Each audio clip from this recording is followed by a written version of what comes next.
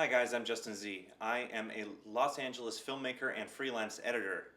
I have been getting some basic questions about filmmaking, including this one. What is the difference between a thriller film and a horror film?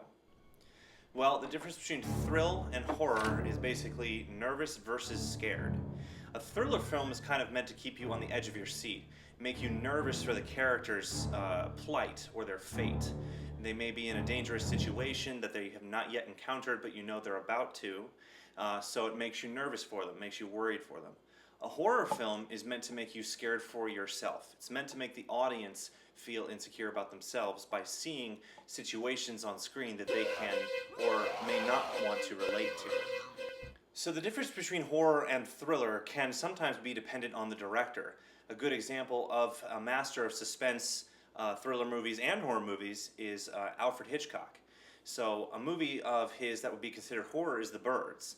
It treats the movie kind of like a thriller where there have a lot of very tense moments where more and more birds will show up on screen and you'll get worried for the character. But the way that it is a horror is that it is putting these characters in horrific situations that make you feel like you are in the situation.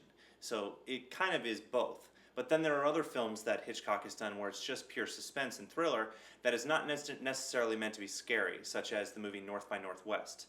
It has two very suspenseful scenes in it, such as the plane chase and the Mount Rushmore scene where he's falling off Mount Washington's nose. Those scenes are meant to be suspenseful and kind of scary, but they're not meant to make you feel scary, because when's the last time you've been to Mount Rushmore and falling off Washington's nose? So the basic idea, to make it really simple, is that suspense makes you feel scared for the character, horror makes you feel scared for yourself. So if you have any questions on the difference between horror films or suspense or thriller films, feel free to ask.